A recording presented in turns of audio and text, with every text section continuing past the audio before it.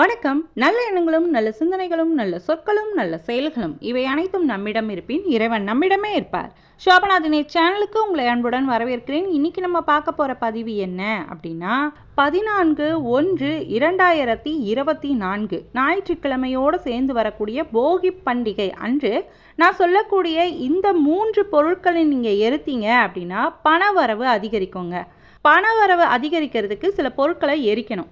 கேட்கவே ஆச்சரியமாக இருக்கு இல்லையா? நம்ம வீட்டில் போகி அன்றைக்கு செய்யக்கூடிய ஒரு முக்கியமானது அப்படின்னா எரிக்கிறது. நம்ம வீட்டில் இருக்கக்கூடிய பழைய பொருட்களை எரிக்கிறது அப்படின்றத பண்ணுவோம். அதில் நான் சொல்லக்கூடிய 3ஆவதாக சொல்லக்கூடிய ஒரு பொருள் இருக்குது. அது என்ன, எப்படி செய்யணும் அப்படின்றத பார்க்க போகிறோம். அந்த பொருளை நம்ம எரிக்கும் பொழுது நம்மளுக்கு நல்ல பண வரவு இருக்குங்க. அடுத்த வருடம் வர வரைக்கும் அந்த வருடம் முழுவதும் பண வரவு இருந்துக்கிட்டே இருக்கும். அடுத்த வருடம் வரக்கூடிய போகி அன்று வரைக்கும் நம்மளுக்கு வருடம் முழுவதும் பண வரவு இருந்து கொண்டே இருக்கக்கூடிய ஒரு அற்புதமான பரிகாரத்தை பார்க்க போகிறோம். அந்த பொருளை எப்படி செய்யணும், அது எந்த இடத்துல வைத்து மறுநாள் அதை எரிக்கணும் அப்படின்றத நம்ம வீடியோக்குள்ளே போய் தெளிவாக பார்க்க போகிறோம். தெளிவாக பார்க்குறதுக்கு முன்னாடி என்னோடய வீடியோ நீங்கள் ஃபஸ்ட் டைம் பார்க்குறதா இருந்தாலும் இல்லை சப்ஸ்கிரைப் பண்ணாமல் பார்க்குறதா இருந்தாலும் சப்ஸ்கிரைப் பண்ணிக்கோங்க. பக்கத்தில் பெல் பட்டன் வரும், அதை நீங்கள் ப்ரெஸ் பண்ணி ஆல்னு கிளிக் பண்ணி வச்சுக்கோங்க. அப்போ தான் நான் போடக்கூடிய இந்த மாதிரியான ஆன்மீக குறிப்புகளும் ஆன்மீக பரிகாரங்களும் உங்களை உடனுக்குடன் வந்து சேரும். அதே மாதிரி இந்த நாளில் இந்த பரிகாரம் செய்யுங்க அப்படின்னு சொல்லக்கூடிய பரிகாரங்களை நீங்கள் முன்கூட்டியே பார்த்து தெரிஞ்சுக்கிட்டு அந்த அற்புதமான நாளில் இந்த பரிகாரத்தை செய்து பலனையும் பெற முடியும். அதனால் மறக்காமல் சப்ஸ்கிரைப் பண்ணிக்கோங்க. வாங்க இப்போ நம்ம வீடியோக்குள்ளே போகலாம்.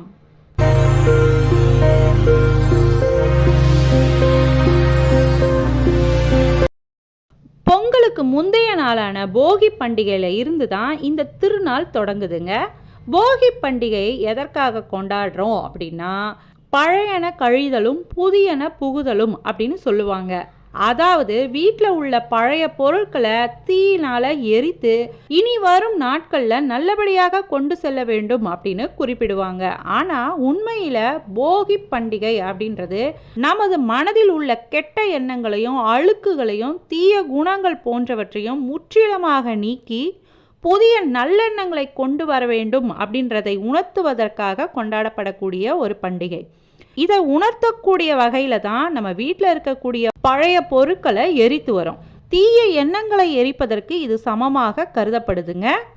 அப்படி போகியில் எரிக்கக்கூடிய சில பொருட்கள் இருக்குது. இந்த மாதிரியான பொருட்களை நம்ம எரித்தோம் அப்படின்னா நம்மளோட வீட்டிற்கு ரொம்பவே நல்லதுங்க. வரக்கூடிய வருடங்கள்லேயும் நாட்கள்லேயும் நம்மளுக்கு நல்ல செல்வ செழிப்பை ஏற்படுத்தும். அதுக்கு நம்ம வீட்டில் முன்புறம் நம்மளோட வீட்டிற்கு முன்பாக நெருப்பை உண்டாக்கி அதில் முதல்ல எரிக்க வேண்டியது அப்படின்னா துணிகள். நம்ம போட்டுக்கிற துணிகளை எரிக்கக்கூடாதுங்க. நம்மளால் இனிமேல் போடவே முடியாத துணிகள் இருக்கும் இல்லையா, அதுவும் ஒருபோதும் இதை இனிமேல் பயன்படுத்தவே முடியாது அப்படின்னு வச்சுருப்போம் இல்லையா சில துணிகள், அதையும் நம்ம எரிக்கலாம். துணிகளை நம்ம ஏன் எரிக்கிறோம் அப்படின்னா நம்மளுடைய துணிகளில் நம்மளுடைய ஸ்பரிசம் இருக்கும் அப்படின்னு சொல்லுவோம். அதனால தான் அதில் இருக்கக்கூடிய கெட்ட எண்ணங்கள் அனைத்தும் தீயில கருகிடும். அதுக்காகவே மறக்காமல் துணிகளை எரிக்கிறது அப்படின்றத முதல் முக்கியமாக பண்ணுங்க. அதே மாதிரி உடைகளை நம்ம எரிக்கலாம், துணிகளை எரிக்கலாம். ஆனால் அந்த துணிகள்லேயே முக்கியமாக எரிக்கக்கூடாத ஒரு பொருட்கள் இருக்குது. அது என்ன அப்படின்னா நம்ம போட்டிருக்க உள்ளாடைகள் அப்படின்னு இருக்கோம் இல்லையா, அது ஆண்களாக இருந்தாலும் சரி பெண்களாக இருந்தாலும் சரி, அது நம்ம போட்டுக்கவே முடியாது அப்படின்னாலும் அதை நெருப்பில் போட்டு எரிக்காதீங்க. அது ரொம்பவே தவறான விஷயம். துணிகளை எரிக்கலாம், ஆனால் துணிகளாக இருக்கக்கூடிய உள்ளாடைகளை மட்டும் நீங்கள் இந்த தீயில போட்டு எரிக்கவே கூடாது. அடுத்ததாக நம்ம எரிக்க வேண்டிய 2வது பொருள் என்ன அப்படின்றத பார்த்துடலாம். நம்ம படுக்கை அறையில் இருக்கக்கூடிய பொருட்கள் ஏதாவது ஒன்று நம்ம எரிக்கலாம். அது ரொம்ப பழையதாகிடுச்சு, அதையும் நம்மளால் யூஸ் பண்ண முடியாது அப்படின்னு இருக்கக்கூடிய ஏதாவது பொருட்கள் இருந்தது அப்படின்னா நம்ம அதை எரிக்கலாம். அது எந்த மாதிரியான பொருள் அப்படின்றத நான் சொல்கிறேங்க. பாய் இருக்குது அப்படின்னா பாய் ரொம்ப பழசாயிடுச்சு, அதை உபயோகப்படுத்த முடியாது அப்படின்றத நீங்கள் எரிக்கலாம். தலையணை, சிலரோட தலையணை ரொம்ப பழையதாக இருக்கும், அதில் தலை வைத்து படுக்கவே நம்மளால் முடியாது. அந்த மாதிரி இருக்கிறது உங்கள் வீட்டில் இருந்ததுன்னா அதையும் போட்டு எரிச்சிடுங்க. போர்வை, பாய், தலையணை இந்த மாதிரி எதெல்லாம் உங்களால் யூஸ் பண்ண முடியாதோ பழையதாக ஆயிடுச்சோ அதெல்லாம் நீங்கள் வருகின்ற போகி அன்று நீங்கள் எரித்திடுங்க. அது மக்கும் நிலையில் இருக்கக்கூடியதாக இருந்தாலும் அதை நீங்கள் எரிச்சிடலாங்க. ஏன் அப்படின்னா நம்ம தொடர்ந்து ஒரு இடத்துல தூங்குவதனால நம்மளுடைய ஸ்பரிசம் கண்டிப்பாக அதில் இருக்கும். அதனால் அதை எரிக்கிறதுனால நம்மளோட கெட்ட எண்ணங்கள் அழியும் அப்படின்னு நம்பப்படுதுங்க. அதனால் இந்த பொருட்களையும் எரிக்கிறது அப்படின்றத கண்டிப்பாக பண்ணிவிடுங்க. மூன்றாவதாக சொல்லக்கூடிய ஒரு பொருள் இருக்குது. மூன்றாவதாக இது வந்து எல்லார் வீட்லையும் இருக்குமா அப்படின்றது தெரியல. அப்படி இருந்தது அப்படின்னா கண்டிப்பாக செய்யுங்க. இது வந்து உங்கள் வீட்டில் இல்லாத பட்சத்துக்கு இது மூன்றாவது பொருள் அப்படின்னு சொல்ல வேண்டியதில்லை. மூன்றாவதாக நான் சொல்லக்கூடிய இன்னொரு பொருள் இருக்குது. அது ரொம்பவே முக்கியமானது. அதை கண்டிப்பாக நீங்கள் செய்யணுங்க. இப்போ சொல்லக்கூடிய இந்த பொருள் இருக்கா அப்படின்றத கீழே எனக்கு கமெண்டில் சொல்லுங்கள். அதையும் கண்டிப்பாக எரிக்கணும். அந்த பொருள் என்ன அப்படின்னா, வீட்டில் இருக்கக்கூடிய மருந்து சீட்டுகளை எரிக்கணும். அதாவது உங்களுக்கு எப்பொழுதும் தேவைப்படக்கூடிய மருந்து சீட்டுகளை எரிச்சிடாதீங்க.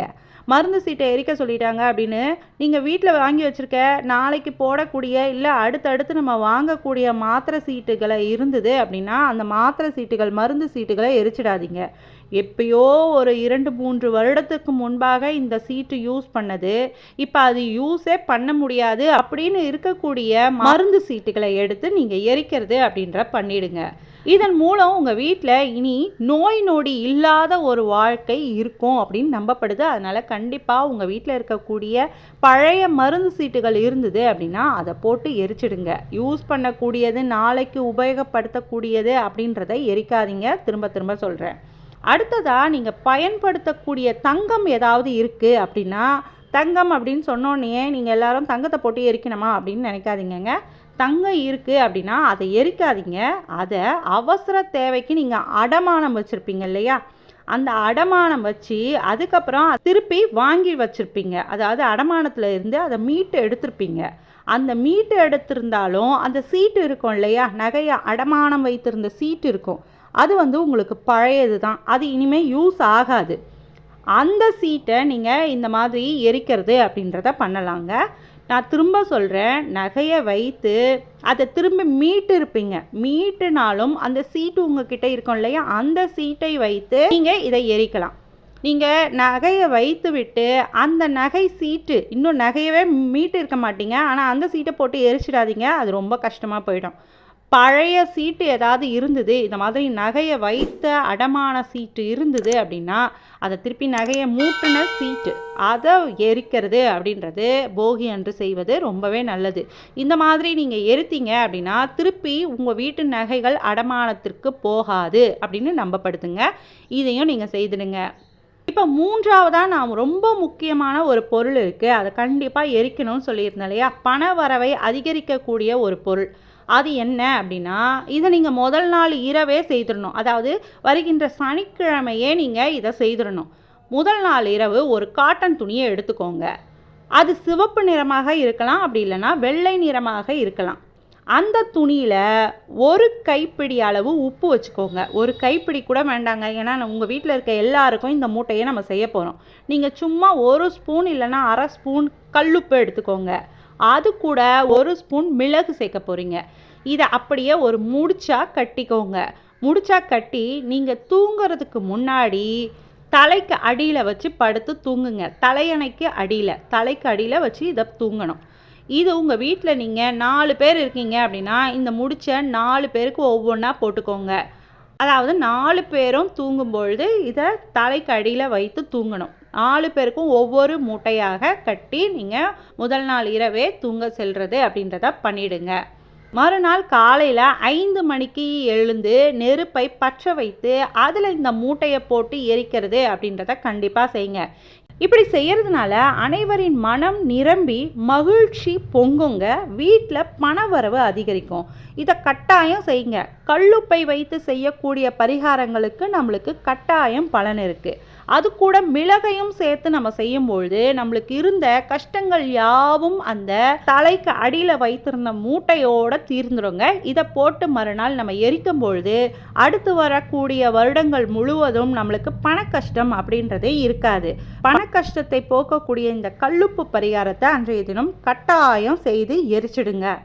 யாரெல்லாம் இந்த பரிகாரத்தை செய்ய போகிறீங்க அப்படின்றத கீழே கமெண்டில் சொல்லுங்கள். அதே மாதிரி நான் சொல்லியிருந்த எல்லா பொருட்களையும் உங்களால் எரிக்க முடியுமா, இல்லை எந்தெந்த பொருட்கள்லாம் உங்கள் வீட்டில் போகி அன்று எரிக்க போகிறீங்க முடிவு பண்ணியிருக்கீங்க அப்படின்றத கீழே கமெண்டில் எனக்கு சொல்லுங்கள், நானும் தெரிஞ்சுக்கிறேன். உங்களுக்கு இந்த வீடியோ பிடிச்சிருக்கோம் அப்படின்னு நான் நம்புகிறேன். இந்த வீடியோ பிடிச்சிருந்தது அப்படின்னா லைக் பண்ணுங்கள், உங்கள் ஃபேமிலி அண்ட் ஃப்ரெண்ட்ஸ்க்கு இதை ஷேர் பண்ணுங்கள். உங்களோட ஆதரவுக்கு மிகப்பெரிய நன்றிகள். தேங்க்யூ. வாழ்க வளமுடன், வளர்க அன்புடன், அன்பே தெய்வம், நற்றுணையாவது நமச்சிவாயமே. திருச்சிற்றம்பலம்.